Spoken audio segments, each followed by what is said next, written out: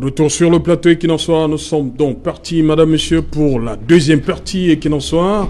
Le temps du débrief, toujours en compagnie de Charles Elisan, Thierry Okala Ebodé et Mbombo Yebka. J'espère que cette fois-ci c'est la bonne. Je commence par vous, docteur Luisan Isomba. Ce qu'on venait de voir là devant le ministère de l'éducation de base, ça vous rappelle quelque chose? 2000 PhD? Pourquoi on doit toujours au Cameroun aboutir à ce genre de phénomène? Pourquoi toujours parler de tripatouillage, alors que les critères sont préalablement définis? Pourquoi on doit toujours assister à ce genre de spectacle? J'ai envie de me poser la question de savoir, est-ce que nous avons très mal fait de choisir le métier d'enseignant? Quand nous prenons dans la hiérarchie sociale et même dans la hiérarchie d'un État, l'éducation, c'est le premier centre d'intérêt d'un État. Parce que, dit-on, lorsque les portes de prison s'ouvrent, se ferment autant pour moi, lorsque les portes de l'école se ferment, c'est les portes de prison qui s'ouvrent. Ça veut donc dire qu'on n'a jamais compris pourquoi les enseignants sont toujours dans des situations de force.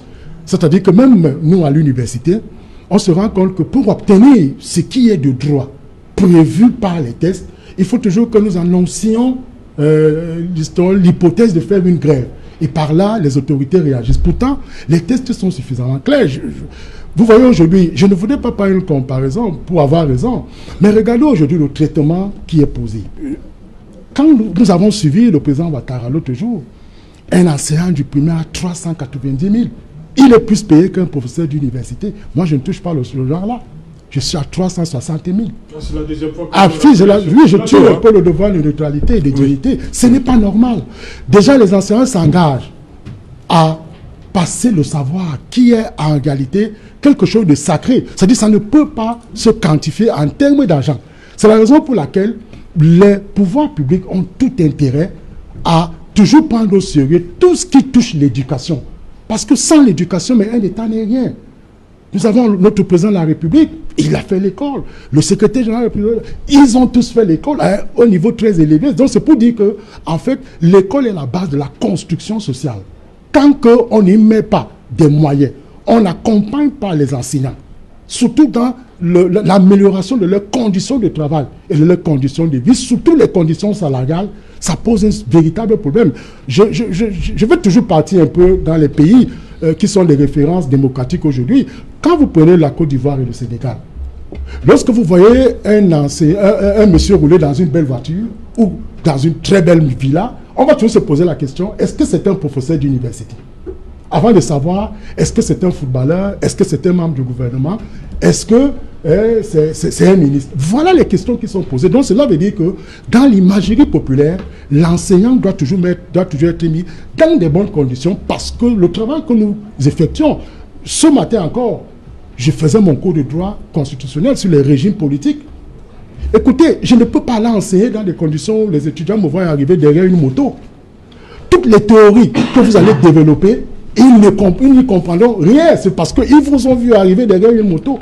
Donc c'est pour dire quoi? C'est pour dire que nous interpellons de tous nos voeux les pouvoirs publics d'améliorer les conditions des enseignants, partant de la base. C'est-à-dire que du primaire, du secondaire, jusqu'à l'université. Parce que c'est incroyable qu'un professeur d'université puisse être dans des situations compliquées. Le salaire que nous avons aujourd'hui est à vocation alimentaire. Oui. Vous ne pouvez pas vous soigner avec. Monsieur Sejotou, si je déroule un peu les dépenses, après avoir pris les 350, 60 000, si je déroule les dépenses, vous allez vous rendre compte que au sein du mois qui suit, je dis même, je vais même plus loin, c'est-à-dire qu'en cours du mois, vous n'avez plus rien. Si vous tombez dans le 5, tout est fini. Ah oui, mais c'est compliqué, c'est fini. Donc, cela veut dire quoi? Et quand on le dit, ça ne veut pas dire qu'on n'aime pas notre pays. Ça ne veut pas dire que nous sommes anti-républicains, ou du moins que nous sommes anti-démocrates, ou à-démocrates. Non, ça veut simplement dire que les dirigeants qui président aux destinées de notre pays doivent comprendre que l'école, c'est la pierre angulaire du développement d'un État, du rayonnement d'un État. Voilà. Et tant qu'on va traiter de la mauvaise des manières les instituteurs, les professeurs de lycée ou les professeurs d'université, soyez-en sûrs, ça ne va pas réunir l'image d'un pays. Charles Elisan, est-ce que vous en parlez souvent avec vos camarades, pourquoi les enseignants sont si mal traités, comme le révèle le docteur Luisan Isomba? vos grands camarades qui ont les leviers et décisions dans ce pays. J'ai pris le cas des universitaires, on a vu les 2000. Piazzi, il a fallu qu'il campe devant le ministère de l'enseignement supérieur. On a quand même vu le dénouement. Et voilà aussi les instituteurs qui sont chez le ministre Laurent Serge Toundingwa. Serge Alonto, je voudrais ici dire à tout le monde qui m'écoute qu'un mouvement d'humeur, un mouvement de protestation n'est pas en tout lieu une mauvaise chose. Il s'agit des rapports de force qui existent de manière régulière dans une république. Et dans toute république qui se respecte, ceux qui estiment qu'ils ont droit à quelque chose venant de ceux qui ont les tenants du pouvoir ont toute l'égalité, toute obligeance, toute volonté de manifester. Ça ne démontre en rien la volonté pour celui qui est en face de ne pas vouloir les intégrer. À partir du moment où on ne va pas rabaisser cette énorme opportunité de recrutement de 3000 instituteurs dans la fonction publique. Tout ça pour combler le déficit d'enseignants qu'il y a dans tout le territoire national. La deuxième chose que je voudrais aussi dire, Serge Alonto, c'est que il faut qu'on reconnaisse qu'il y a une réunion actuellement entre le ministre et les représentants de ces personnes-là pour qu'ils essaient de trouver un terrain d'attente, c'est-à-dire ce qu'on appelle souvent la solution médiane pour que les deux parties s'entendent. Et en trois, Charles Elisant, vous comprenez que je vais vous repasser la parole. Le problème, c'est qu'il y a eu tripatouillage, il y a des critères qui ne sont pas respectés. Pourquoi on en arrive là déjà? C'est parce que justement, le monde n'est pas fait que d'anges. Nous sommes dans un pays où il y a des êtres tout à fait. Nous en profitons. C'est-à-dire que les critères sont clairs. Avoir titulaire d'un CAPIEM en 2015, avoir à peu près 40 ans. C'est de ça qu'il s'agit. Mais maintenant, vous aurez toujours plus de 40 ans. Vous aurez toujours des fonctionnaires en ce moment-là qui vont en profiter pour faire et vendre des places, et mettre un cousin, et mettre une petite. C'est contre ce genre de pratique que nous tous, nous devons nous indigner. Et alors là, il y a aussi le côté où certains ne remplissent pas les critères, mais manifestent parce qu'ils ont aussi le droit de manifester. Il faut le comprendre. Mais je ne voudrais juste pas qu'on réduise cette énorme opportunité à une histoire de contestation qui est en train de trouver une issue favorable. Je vais maintenant chuter parce que vous avez parlé de mes camarades. J'ai des camarades qui prennent des décisions dans ce pays. Je pense que le professeur Jacques Famundongo, qui est ministre de l'enseignement supérieur, est d'abord un enseignant. Professeur Cherz Laurent Toundingwa, qui est ministre en charge justement de ces recrutements. Charles Elisant, vous voulez qu'on déroule ce qui s'est passé devant son ministère? Je vous dis que ce sont les enseignants. Moi, je vous dis que tous mes camarades sont enseignants. J'y arrive. Ils sont aussi des enseignants. Vous avez bien vu le film avec ce qui s'est passé au ministère de l'enseignement supérieur? Vous vous rappelez? Je me rappelle très bien. J'étais même invité à votre plateau. C'est qu'on recrutait. Et j'avais dit des choses aussi sur la composition démographique, ce qu'on avait recruté. Bon, avançons. Je voudrais juste vous faire comprendre que j'ai suivi avec beaucoup d'enthousiasme mon grand frère, docteur Luison. Oui, docteur Luison. Je tiens à lui dire que dans aucun pays au monde, le salaire de l'enseignant achète la voiture. Dans aucun pays au monde, le salaire de l'enseignant achète la maison. Dans aucun pays au monde, le salaire de l'enseignant... Non, c'était une image, Charles Elisant. C'est-à-dire, quand le professeur parle, c'est pour faire comprendre qu'au Sénégal et en Côte d'Ivoire, le salaire de ces enseignants leur fait avoir des voitures. Ce n'est pas le salaire qui vous fait avoir la voiture. C'est les commodités qui ont été créées entre l'université ou la grande école où vous travaillez, ou l'État, de manière globale, avec certaines institutions financières qui font que vous pouvez, qui font que vous pouvez atteindre. Quand vous ignorez un domaine, n'y entrez pas. On est sur ce plateau, tapez Google, tapez le salaire des enseignants au Sénégal. Un docteur chargé de cours comme moi est à 1 500 000 francs. Tapez. Elle achète la voiture. C'est le salaire. Mais prof, mais quand vous dites les commodités, c'est comme si professeur, on a toutes ces indemnités. Si, mais gars, tu vas pas... Docteur Luison, permettez de je veux comprendre. Je dis, écoutez-moi très bien. Il faut m'écouter quand je parle. Ne m'écoutez pas pour me répondre. C'est pour me comprendre. Nous avons tous ici sur ce plateau la chance d'être invités et d'instruire ceux qui nous écoutent. Ou alors d'apporter des éléments de réponse à ce qu'ils font. Le même salaire que vous avez, il y en a qui l'ont comme en tant que médecin. Le même salaire que vous avez, il y en a qui l'ont comme moi dans une entreprise privée. Mais je n'ai pas un véhicule. Mais pour que j'ai un véhicule, tout comme le même, comme vous qui a 1 million de francs, je ne sais pas quelle voiture coûte 1 million de francs. Même si vous avez 1 million de francs, vous avez 1 million de francs chaque fin du mois, vous allez épargner et avoir de quoi pouvoir vous acheter un véhicule parce que vous pouvez aussi créer des situations. Ce que je veux demander, c'est autour. Ma proposition est simple.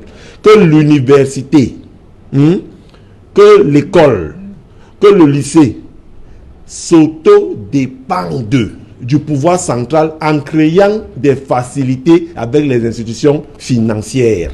C'est-à-dire, Dr Luzon Essomba, enseignant reconnu à l'université de Douala, peut aller dans une banque et prendre un crédit auto parce que justement, son école lui a fait ce qu'on appelle un AVI. Une AVI, c'est-à-dire une attestation de virement irrévocable. Allons vers les solutions. Ne continuons pas seulement à poser les problèmes. C'est de ça qu'il s'agit. Quand je vois par exemple le ministre Fameux Ndongo hier signer un contrat de partenariat avec une structure américaine qui veut créer 12 500 logements pour les étudiants, les centres commerciaux et tout, je me dis on peut aussi orienter cette bonne nouvelle-là vers une institution qui peut en ce moment-là mettre en place des facilités pour que les enseignants soient à l'aise. Je suis d'accord pour que les logements sociaux de l'Embe, que ce soit les cadres de la fonction publique, les enseignants, les médecins et c'est pas moi, les journalistes qui aient accès justement à ce genre de logement. C'est de ça que je parle, le prof. Au Sénégal et en Côte d'Ivoire, ils ont signé des partenariats avec les institutions financières pour s'offrir tout ce que vous citez là. Ce n'est pas le salaire en lui-même qui pourra vous faire avoir un véhicule. Tout comme je pense que ce salaire doit être relevé. Mais pour qu'un salaire soit relevé dans la masse salariale des enseignants, il y a toute une organisation à mettre en place. Et c'est vers là où moi j'estime qu'on va y arriver. Non, vous voulez réagir encore? On a un deuxième sujet qui sera tout aussi passionnant. Oui, j'aurais souhaité que Élise Anzan interpelle plutôt ses membres du parti pour leur dire, écoutez, améliorer les gens. Parce que quand je posais la question comme ça, Charles n'a pas voulu répondre. Parce que dans ta manière de dire, c'est que il faut d'abord compter sur des partenariats pour qu'on améliore nos salaires. Non. Monsieur Elizanda, on a tous suivi Ouattara sur les réseaux sociaux. Est-ce que c'est moi qui le dis? Prof. On a tous suivi Ouattara. Est-ce que vous savez qu'il est en train de demander 1000 milliards actuellement au FMI? Non, je vraiment... Subvenir à la masse salariale des fonctionnaires d'État en Côte d'Ivoire. Vous savez, en réalité, est-ce que vous savez qu'actuellement il demande la planche à billets à la France qui refuse de lui donner? Mais est-ce que ça empêche qu'il donne les salaires aux enseignants? Vous êtes sûr qu'ils ont ces salaires? Vous êtes sûr qu'ils en ont? Il y a eu 113 grèves au moment où je vous parle actuellement dans ce pays au courant de l'année 2020. Monsieur 2020. C'est-à-dire, ne regardez pas des exemples qui vous arrangent, prof. Je suis d'accord que vous ayez un salaire à la dimension de votre intelligence. C'est ce que j'attends que vous disiez. Non, voilà donc ce que vous devez dire. Non, c'est pas ce que vous voulez entendre que je dis, prof. Quand je dis en long vers les solutions. Mais c'est juste. En tant qu'enseignant, on n'augmente pas le salaire comme ça. Trouvons les solutions. Et l'une des solutions, prof, l'une des solutions, c'est que vous pouvez vivre avec 400 000 francs, mais avoir tout ce que vous avez cité là, si d'autres conventions sont créées. C'est ça une solution, prof. Ne la refusez pas. Je dis, Élise Anzan. Ne la refusez pas. Donc vous êtes d'accord que un professeur d'université est 360 000 et qu'il s'en sort. Alors c'est pourquoi je voudrais donc que le message que vous devez porter, parce que toutes ces autres personnalités nous regardent et nous écoutent. Oui. C'est-à-dire qu'en réalité, quand on le dit, ce n'est pas pour entrer en duel avec l'État. Non, c'est simplement pour que l'État améliore nos conditions d'enseignants. Monsieur Serge Alorotou, j'attendais d'Élise Anzan qui disent vraiment, ok, cette situation est déshonorante à l'endroit des enseignants. Écoutez, vous êtes professeur d'université. On vous voit vivre à Bépanda Yon-Yon. C'est pas un quartier. Mais écoutez, quelle est l'image qui est représentée psychologiquement? Non, c'est aussi un quartier, mais qui ne mérite pas un professeur d'université. Vraiment, j'ai l'impression que vous anoblissez certaines fonctions, mais vous dévalorisez la fonction d'enseignant. Non, mais voilà, on s'attend que, monsieur Élise Anzan, vous êtes d'accord qu'on donne à un professeur d'université 360 000, un docteur chargé de cours? Écoutez-moi, ce n'est pas justement le grade que vous avez ou le titre que vous avez qui fait fonction de votre salaire. Je suis d'accord, prof, que vous ayez même 400 000 à la fin du mois, mais que vous ayez un domicile. On est 2 millions, pourquoi 400 000? Professeur, ce n'est pas un problème d'argent, c'est un problème de projecture économique. Écoutez, j'ai quand même fait un peu de l'université de Douala, en particulier sciences économiques. J'ai dit, je préfère que vous ayez 400 000 francs à la fin du mois, mais que vous ayez votre maison à vous. Que vous ayez votre véhicule à vous. Et que vos enfants soient sûrs que quand ils vont à l'hôpital, vous n'avez pas besoin de donner de l'argent avant qu'on les soigne. Et tout ça peut être mis en place avec ce salaire-là que vous avez, mais qu'il y ait d'autres commodités qui vous accompagnent dans la vie. Et vous verrez que vos 450 000 que vous avez ne souffriront de rien. C'est de ça qu'il s'agit, prof. C'est alors que le Sénégal, la Côte d'Ivoire ne sont pas plus riches que le Cameroun. Et je dis, c'est fait à dessein pour clochardiser les enseignants d'université. Et ça, je le dis avec force et vigueur. Oui. C'est pour que, imaginez-vous, moi je prends un exemple simple. Si je suis payé au même titre que mon collègue en Côte d'Ivoire, 1 800 000 par exemple. Vous avez la voiture. Vous allez me dire d'aller faire la politique. Ou vous allez me donner un poste, attendre un poste. Non, je vais vivre de mon salaire sans attendre une implication politique avant peut-être de bénéficier d'une implication. On ne refuse pas, mais je dis, écoutez, c'est peut-être son cas personnel. Mais écoutez, comment on l'appelle ce Sénégalais qui disait qu'en réalité, chers enseignants, si vous voulez améliorer vos conditions de vie, il faut faire la politique. Parce qu'on a compris. On n'est pas obligé de faire la politique. De par les connaissances que nous avons et la mission sacrée du savoir que nous transmettons à nos étudiants, à nos enfants, mérite que nous soyons traités avec dignité, monsieur Elizaza. Dites ça. Ok. C'est ça le problème. Voilà. Ils sont beaucoup d'enseignants. Je suis pas dans le parti politique. Rapidement, Charles Elisan, vous avez vu ce reportage, le traitement que subissent, on va le dire comme ça, les personnes décédées de Covid. C'est très délicat. Oui. Vous savez, coronavirus est venu remettre à zéro, venir transformer les paradigmes qui faisaient l'existence même des êtres humains. Vous savez, chez nous les Africains, les Bantous en général, le deuil est un moment sacerdotal pendant lequel nous, avec celui qui est parti, échangeons ces derniers moments dans la vie. Et quand on vous dit que votre proche est décédé et que parfois vous n'avez pas à voir la personne et que la personne a enterré sans qu'on l'ait vu, ça fait très mal. Et on peut comprendre que certaines familles aujourd'hui estiment qu'elles veulent entrer en possession de ces corps. Mais il faudrait aussi qu'on regarde d'un autre côté, qu'on rassure ces populations-là, si effectivement, à travers une étude, si un corps inerte, c'est-à-dire un cadavre, peut être un agent qui véhicule le virus. Et le deux, il faut aussi qu'on comprenne que la mise à la morgue d'un cadavre peut aussi causer peut-être une transmission. Vous savez que le morguier qui s'occupe du cadavre dans une morgue doit le manipuler. Quand on fait la mise en bière, c'est comment ça se passe. Il faut laver, il faut nettoyer, il faut toucher tout. Peut-être on se dit qu'à ce moment-là, le même morguier qui le fait a des collègues qui ont de la famille, les parents qui entrent pour dire au revoir, peut-être pour mettre ici les gangs et tout, peuvent aussi être là, porteurs de ce microbe et les ramener à l'extérieur vers les familles. Je pense que c'est le fait de ce trou noir-là qui ne permettait pas de savoir si ce corps peut transmettre la maladie ou pas. Où les autorités ont pris la peine de dire non, on l'enterre rapidement. Mais maintenant, il y a une autre forme qui arrive qui voudrait que les autorités donnent l'onction aux familles d'aller enterrer les leurs comme il se doit, mais en respectant scrupuleusement les consignes et mesures barrières. Mais Charles Elisan, ça c'est après 3 mois. Hein.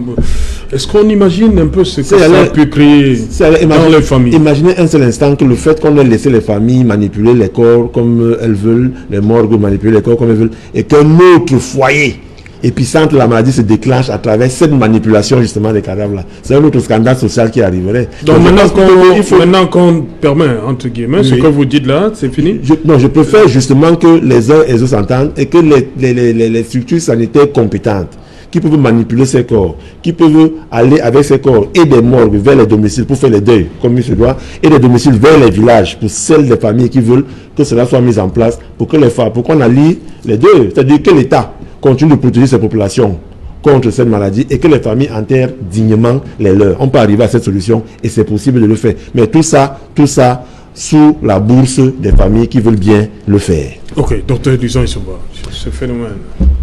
C'est on est passé à 48 heures. Avant, c'était une affaire d'heures. C'est moins de 12 heures même après le décès. Maintenant, le ministre dit on peut aller jusqu'à 48 heures. Ce genre-là, c'est un problème extrêmement sérieux. Vous savez, et surtout les images. Hein, on a vu une famille se plaindre là du traitement réservé à cette personne qui est décédée à l'hôpital de la Caisse à Yaoundé. Justement, ça, c'est un problème sérieux qui porte atteinte à la dignité du corps humain, de la gestion du corps humain. Vous savez, l'être humain est maximalement protégé en vie et il est minimalement protégé sans vie. Et même le degré minimal ne veut pas dire que il peut être enterré à l'emporte-pièce, un peu comme un animal, un peu comme, je ne sais pas. C'est-à-dire, c'est la raison pour laquelle je suis très heureux de la décision du ministre de la Santé. Parce que regardez ce qui se passait. On vous donnait des corps, parfois on se trompait de corps. La famille n'avait pas l'opportunité de voir le corps. je dis que dès qu'on disait, allez, bon, le coronavirus, on vous met dans la mallette à truc, on vous ferme. Et il y a des familles qui trouvaient que le mot même qu'on leur a donné n'est pas le leur. À quel moment? Mais, c'est-à-dire qu'ils constataient, puisque... Ils allaient ouvrir, là? Mais oui, il y a un cas qu'on a vu, c'est-à-dire qu'on a vu traîner un corps au sol, ici sur les réseaux sociaux. Oui. Et parfois, on se rendait compte que le mort qui est là a peut-être perdu de ses parties, parfois les parties intimes. Ça causait donc un sérieux problème. C'est la raison pour laquelle je dis la sortie du ministre de la Santé est salutaire. Parce que ça vient donc remettre au goût du jour toute cette question, toute cette mafia qui se jouait autour de la gestion du corps. Aujourd'hui, permettre à la famille de venir quand même regarder, de prendre les dispositions. Elle a 2 jours. Pour ma part, j'estime que c'est une mesure vraiment idoine et importante que le ministre de la Santé venait de prendre pour quand même qu'on réserve. Vous savez que l'article 273 et 274 du Code pénal dispose très bien que les corps doivent être traités avec dignité et que les familles puissent apporter un bon sépulcre à l'endroit de leurs défunts. Mais ce n'était plus possible. Et ça causait donc là une violation flagrante de notre Code pénal sur la gestion du mort. Parce que le mort, comme je l'ai indiqué tout à l'heure, ce n'est pas parce que vous êtes mort que vous perdez tous les droits. On doit quand même vous accompagner avec dignité. Et ça porte atteinte à nos us et coutumes. Vous voyez aujourd'hui, quand on attend le mort au village, il ne vient pas, on l'enterre en ville. Pourtant, il était censé aller au village. Avec tous les jours, les traditions. Ça pose un véritable problème. Donc, vraiment, bravo au ministre de la Santé. Voilà, merci. Merci Charles Lisan, merci à vous, docteur Lisan Issomba. Merci, malgré les petits caprices de la technique, on va dire merci à Thierry Okala-Eboudé qui était en direct de Yaoundé, ici, en Bombok, Bengan, Bombok Yebga. Voilà. Bonsoir madame, monsieur, nous sommes arrivés au terme de cette édition. Bonsoir Bepanda Yon Yon.